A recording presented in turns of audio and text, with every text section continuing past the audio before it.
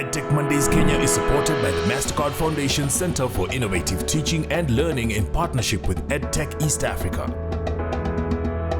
Welcome to this edition of EdTech Mondays Kenya. We're coming to you from our studio with an insightful conversation lined up. This episode explores Kenya's rapid digital transformation and growing reputation as an EdTech trendsetter in the region. But beneath the innovation lies a tough reality. Unequal access to electricity, internet, and devices continues to hold many learners back, especially in rural areas. These gaps are not just technical, they have deep implications for equity, equality, and learning continuity. Now, without addressing these infrastructure and connectivity constraints, EdTech risks widening the very same gaps that it aims to close. Now, thank you for joining us on this edition. I'm your host, Ian Wafula. Before we look at how we can bridge the digital divide, let's take a look at some of the key terms that you'll actually hear throughout this episode. The first one is EdTech. This is the use of digital tools, platforms, and technologies to enhance teaching, learning, and educational administration. We also have the term connectivity, which is the ability to access digital networks and the internet. In the education context, for instance, connectivity affects whether learners and teachers can access online content and attend virtual classes or use digital learning platforms. Then we have infrastructure in EdTech. These are the physical and digital systems that enable technology-based learning like electricity, internet networks, and devices such as tablets or laptops. The other term is digital divide, which refers to the gap between individuals, schools, or communities that have access to digital technologies and those that do not have. Lastly, we have digital inclusion, which is the commitment to ensuring that everyone, especially the most disadvantaged, have both access and ability to effectively use information and communication technologies, that is ICTs. With that, let's get on to our discussion. With me in studio today, we are joined by Eric Ode, who is the co-founder of Zeraki, and Lilian Joro, the innovation specialist at UNICEF. Thank you very much for joining us. Maybe you can I'll start with you, Lilian. Just tell us a bit about what you do so that we can get to understand the impact it has on our topic today. Thanks a lot, Ian. So as UNICEF Kenya, our work in the Innovation, Youth, and T4D, or Tech for Development team, entails looking at how we are employing technology and innovative approaches across the work that UNICEF does. So whether that is within health, within WASH systems, education, etc., we work very closely with the different teams to see how we can scale what we are doing, what are the opportunities that technology brings.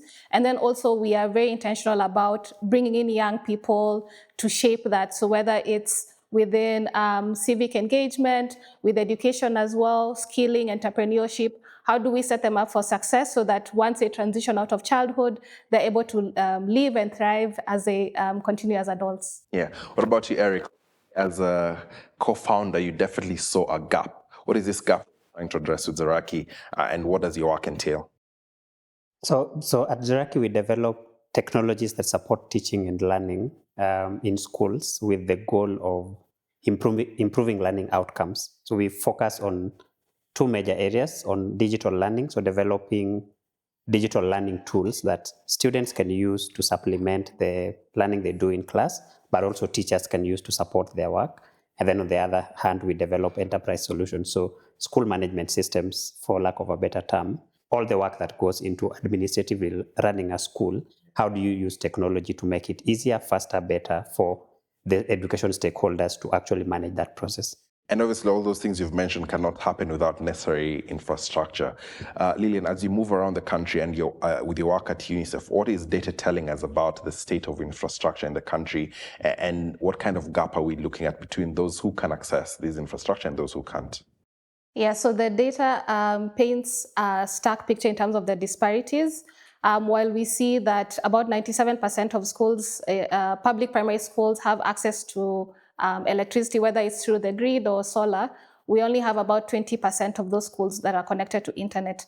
And when we look at the digital divide, we know that we have 56% internet access in urban areas versus about 26%, half that in the rural areas. And this is even more lower when you look at areas like the arid and semi-arid areas, where you have internet access of even less than 5%.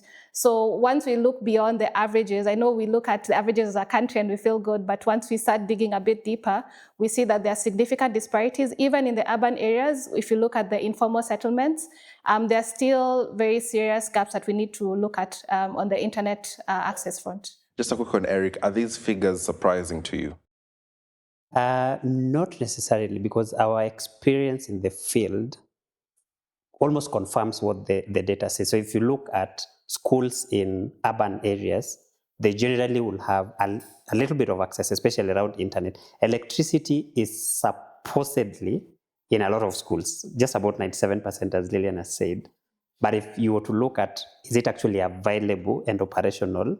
If you go to schools in rural Kenya, they are connected to the grid, but half the time, or even more than half the time, there's no electricity. Why do you think that's the case?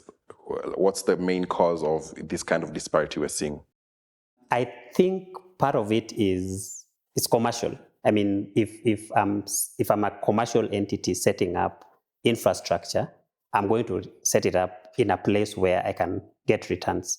And so unless the government and maybe development partners come in to supplement the work that private entities are doing, if we just leave it as a commercial problem, then those disparities are going to continue. Because if I think, even us as entrepreneurs, if I'm developing content, so I'll give you an example. When we're developing content, even for Zeraki Learning, we don't develop content for all subjects. And the reason is there are some subjects, like say Metalworks, that is only offered by probably less than 10% of schools. So from a commercial perspective, it will cost the same amount of money to develop content for Metalworks as it would cost to develop for English, but the market for English is much larger.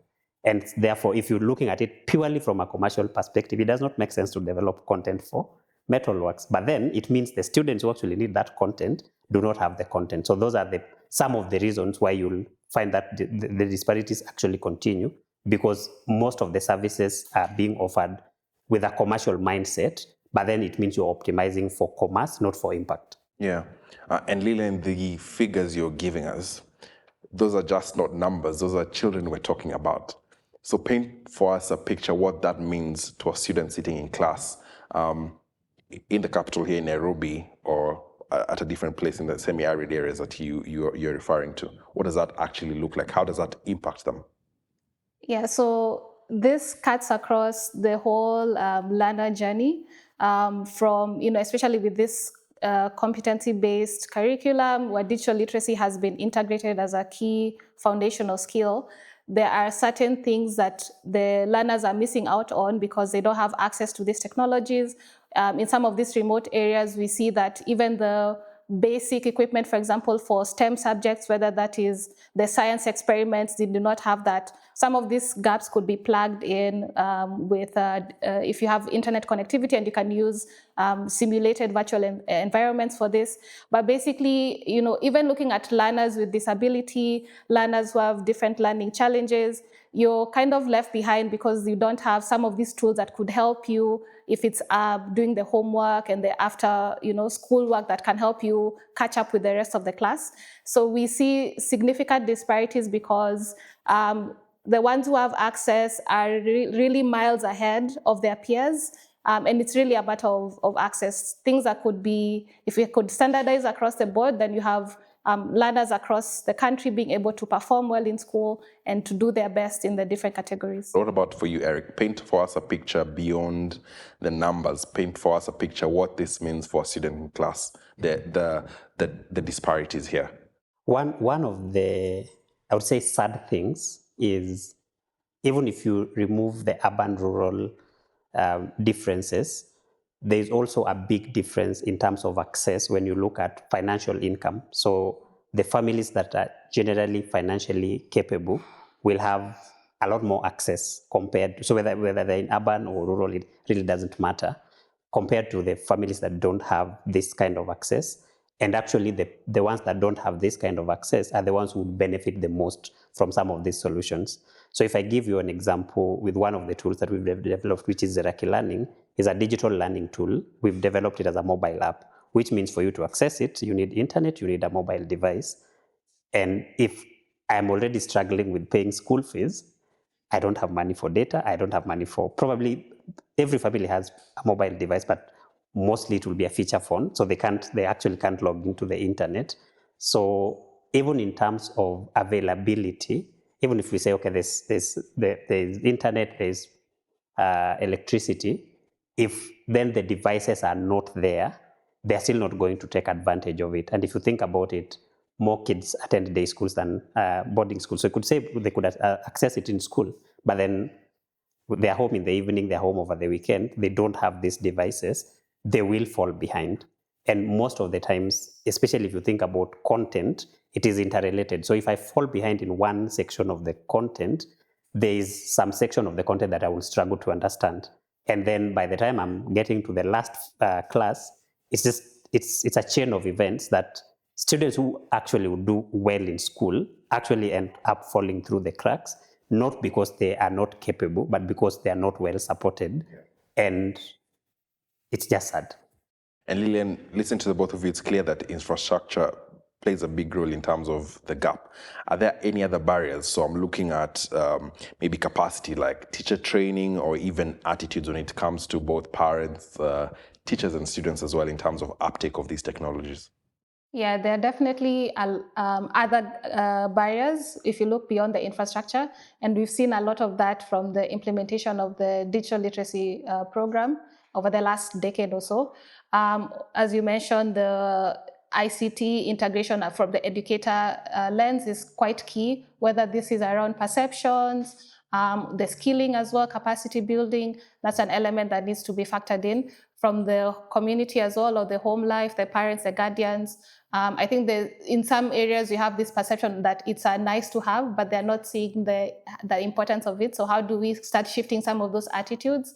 We've also seen increase in issues like cybersecurity, issues of child protection when they're in this online environment. A lot more of those issues coming up, so we need to factor that in as we are getting more and more learners engaging on the online space. Yeah, and Eric, maybe we can talk a bit about attitude. So when you're trying to onboard or bring on parents and teachers onto some of your platforms, what has been some of your the attitudes you're getting? You could even give us examples of what you've come across. I would start by saying I think infrastructure is foundational, but then just infrastructure alone is not enough, because you can have the infrastructure, but if the mindset is not right, the attitude is not right, it still doesn't work. And with teachers, what we've seen is teachers actually want to use technology. The challenge we had, especially at the beginning, was they don't know how to use it. Not knowing in the sense of how to use a gadget, but how do you fit it into your day-to-day? Because teachers are not trained to teach using technology. Like, think about teacher training. It's a lecturer standing in front of a class teaching, and that's the way they know how to teach. And then you come with this technology and you're telling them you can integrate it into your day-to-day, and it sounds very nice, and they actually want to do it, but they don't do it. And so is it from a curriculum point of view, or is it just their way of doing things as teachers? It's not even curriculum, it's just their way of doing things. So I'll give you an example. When we started doing Zeraki Learning, I think that was 2015, it's actually the product that had a lot of interest from schools, because the pain point is very clear. Like, if you think about it, a teacher goes to a class and teaches 35, 40 students, and public classes are actually larger than that. You have a class with 70 students, and half of the students will not understand this concept the first time. So they need to go through it a second time, a third time, and on the fourth time, like, so that's what the teacher was talking about. But because of the constraint in resources, the teacher can't go back to the same class and teach the same thing. So if you give them something that allows them to direct students and say, okay, I know we already learned this in class, you can go and watch this video and go over it until you're okay, they will see the sense for it. But then now, if you think about the way the day of a teacher is structured, you have 8 lessons in a day. So your day starts at 8, it ends at 4:30. And then for 10 weeks, and then week 11, you have exams, and week 12, you're closing school. So the teacher is struggling to understand, where do I actually fit this thing in my day-to-day? And then, especially with the exams, I'll first do everything I know that works. And then if there's some time left, then we can try this technology. So that was really the first of the big challenge. The second was just teacher confidence in using technology. So I remember this is 2016, around February, March, I went to school. They had bought a projector in 2014. That projector was sitting in the principal's office for 2 years. It had not been removed from the box. I am the one who removed that projector from the box. So it's not like they didn't have the technology. But then now, because I was very curious, like what was going on here? So now when I started like connecting the projector, so you see they're like interested. The students know how to connect the projector. The teacher does not know. But the teacher doesn't want to look stupid, in quotes. So they are, instead of just calling a student and saying, take this thing, connect it here, let's use it, they are going to not want to look stupid. So they're not going to use it. So especially at those early days, the teachers were just not confident in using technology. But because, again, our training is the teacher is the authority. So the teacher is the one who is supposed to know everything. So how are you going to come to your class and tell your students you don't know something? Lillian, is that something you've come across where there's sort of lack of, in terms of implementing some of the infrastructure, or just the inability to embed some of these things into their day-to-day use? I think we've seen a mix of both. We've definitely seen scenarios like Eric has described, where you have tablets that were sent and they've never been removed from the boxes. You probe a bit and it's that element of we didn't really know what to do with this. So definitely, I think even when some of these programs are being rolled out, especially when they're being rolled out like nationwide, how does this trickle down to the school level? Because sometimes it seems like a top-down approach, but that integration piece as well.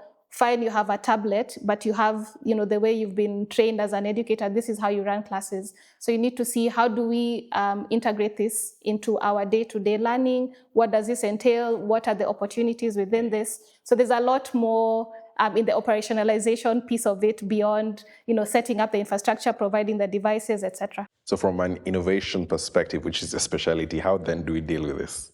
I think we can learn a lot from the human-centered design thinking. So looking at the end user, putting ourselves in their shoes. What does this mean if I'm an educator in a rural school in Mandera?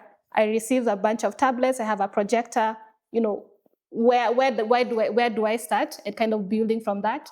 And of course, actually engaging them through that process, because I think some of the challenges we've seen is the educators, the learners are missing out when some of these initiatives are being rolled out. And Eric, for you, so when you found that projector in the box, how did you deal with that situation, and how did you encourage the teachers to actually use it?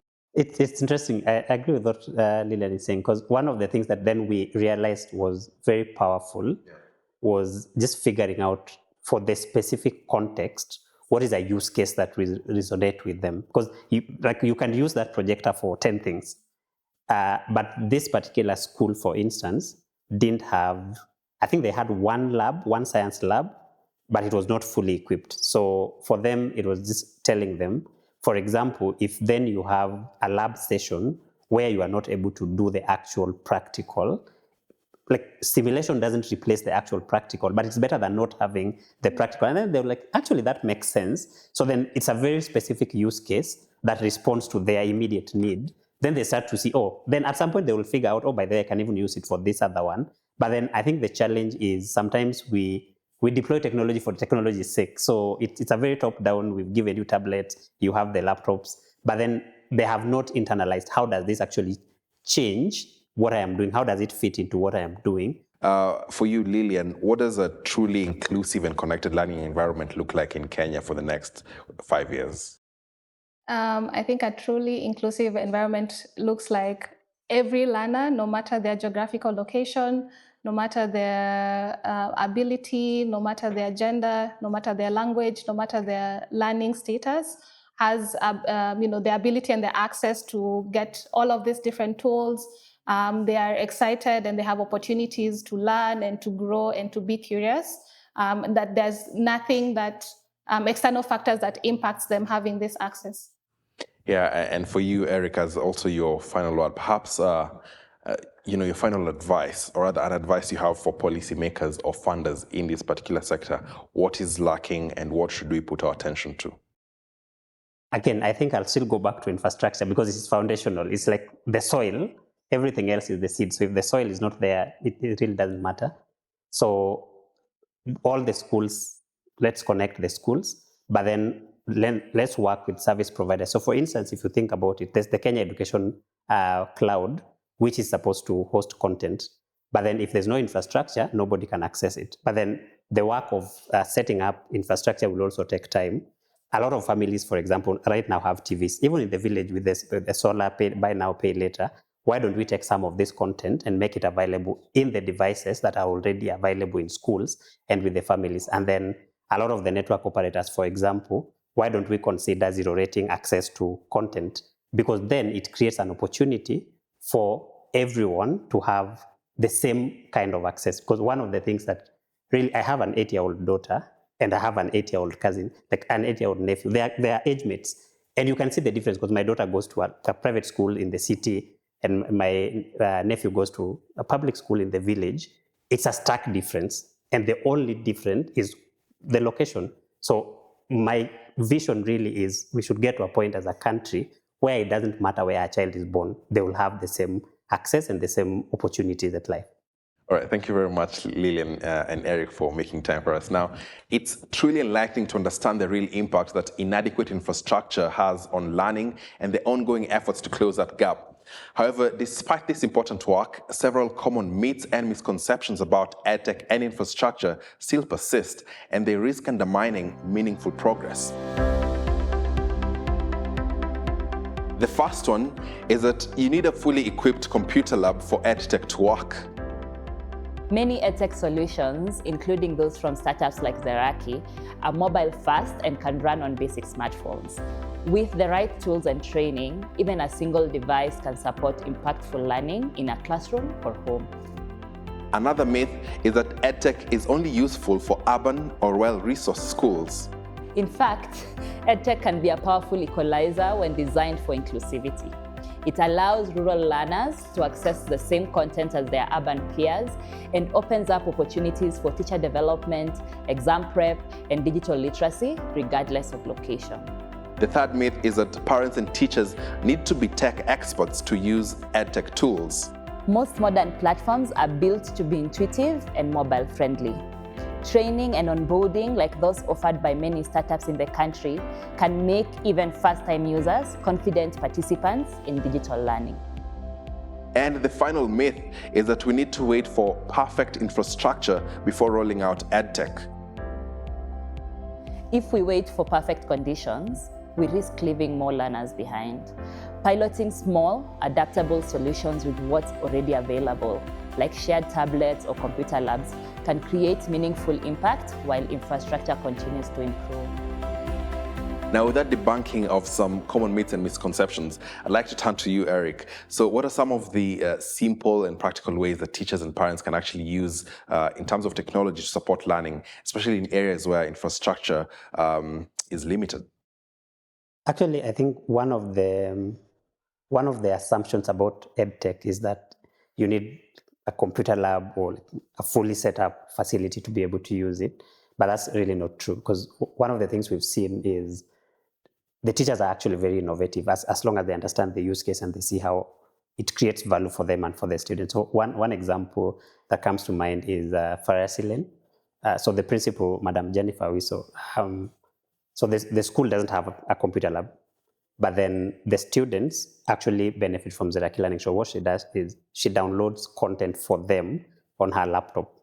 And then when they have time, either in the evening or over the weekend, so it's a day school, but she actually allows them to come to school because they don't have devices at home.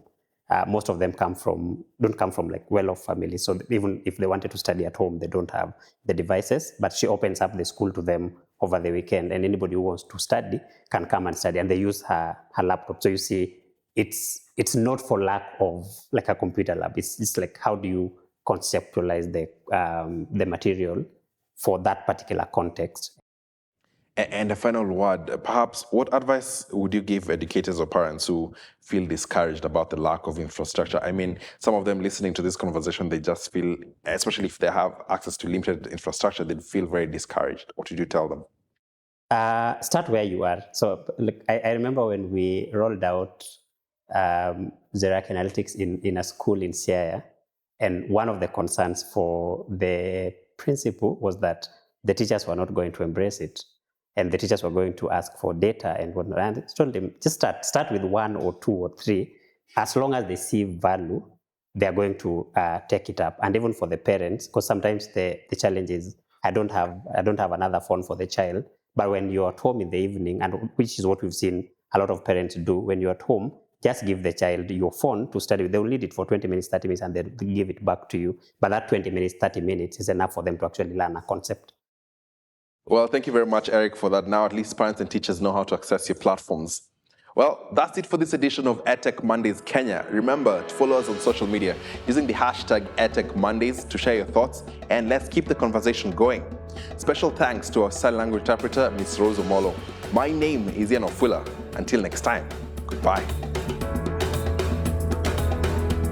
EdTech Mondays Kenya is supported by the MasterCard Foundation Center for Innovative Teaching and Learning in partnership with EdTech East Africa.